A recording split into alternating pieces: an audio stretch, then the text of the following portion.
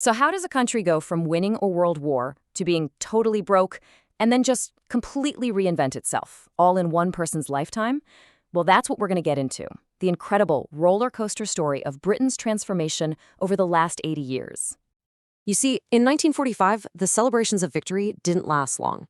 The reality that hit home was pretty grim. The country's infrastructure was shattered, and even though Britain had won the war, it was on the verge of bankruptcy. It had lost almost everything else. So the huge question hanging over everyone, from the top politicians right down to the person on the street, was this. How on earth do you even start to rebuild a country from the ashes? And maybe more importantly, what kind of country do you want to build this time around? And the answer they came up with? It was radical. It was this bold vision for a completely new Britain, one that was born from that collective sacrifice of the war, and one that aimed to create a much fairer society for absolutely everyone. Now, what's really amazing is that the blueprint for this new Britain was actually written during the darkest days of the war itself. It came from something called the Beveridge Report in 1942, and it laid out this powerful goal: to slay these 5 giant evils that had haunted society for so long. And you know what? This vision didn't just sit on a shelf gathering dust.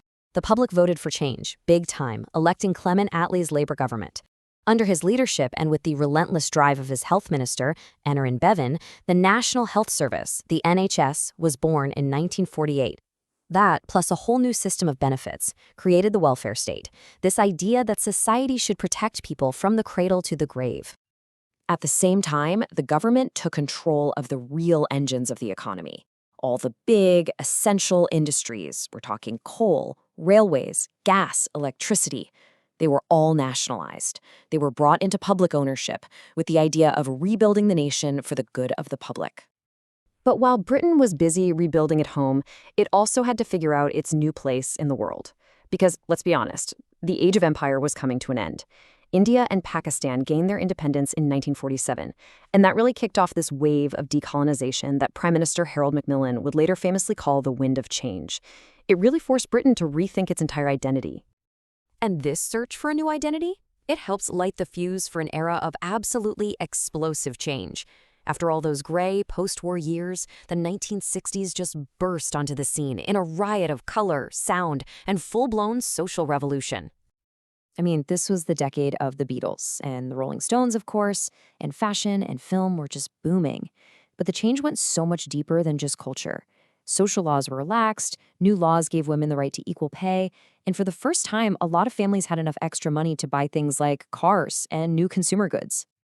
And this is a great point, because the country's creative energy wasn't just in pop music. Nope. British science and tech innovation was genuinely world-leading at the time. For instance, you had Sir Frank Whittle's jet engine. Now, it was first developed back in the 30s, but it really came into its own after the war. And by the 60s, it was making global air travel way faster and more accessible than anyone had ever imagined. And this wave of innovation had been building for a while. If you go back to 1953, it was scientists at British universities who unlocked the secret of life itself, that double helix structure of DNA. It was a discovery that would go on to change medicine forever. So this whole legacy of innovation, from groundbreaking jet engines to literally figuring out DNA, it just cemented Britain's reputation as a scientific powerhouse. And all that really fueled the optimism of the whole decade. But after all that optimism of the 60s, that post-war economic boom came to a screeching halt. The 1970s and 80s would become decades of economic chaos and really deep social division. The 1970s were just defined by crisis. Prices were soaring, the currency was all over the place, and massive industrial strikes were widespread. A lot of people started to think the country was becoming impossible to govern, as the powerful trade unions were constantly clashing with the government. And the response to this? You guessed it, another radical reinvention. In 1979, Margaret Thatcher became prime minister, and this table just shows how dramatic that shift was. I mean, look at this. Where Attlee's government had nationalized industries for the public good, Thatcher's government championed privatization to create competition. Where unions were once seen as partners, now their powers were legally reined in. It was a total reversal of that post-war model. This new era of decisive leadership at home was also mirrored by conflict overseas. In 1982, Britain went to war to reclaim the Falkland Islands after they were invaded by Argentina. That swift military victory really boosted national pride and became a defining moment of Thatcher's time in office.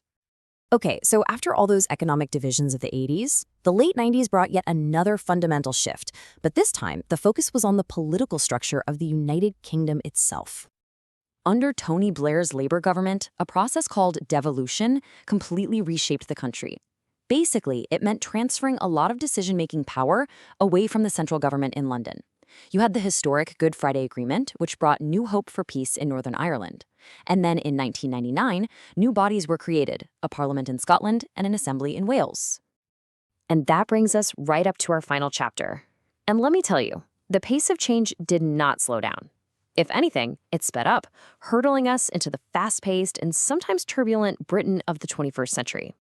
The pace of reinvention has just been relentless. The new century brought military interventions in Afghanistan and Iraq. At home, politics got turned on its head with a completely unprecedented coalition government in 2010. Then came the huge, seismic decision to leave the European Union in 2016, Brexit, a choice that is still reshaping the nation. Throw in a global pandemic and a dizzying number of prime ministers, and yeah, the last 2 decades have been a real whirlwind. So, from the ashes of war to the welfare state, from the swinging 60s to the deep divisions of the Thatcher era, and from devolution to Brexit, Britain has been in this state of almost constant reinvention. The key takeaway here is that this process isn't over, not by a long shot, which leaves us with the ultimate question: what on earth is going to define its next chapter?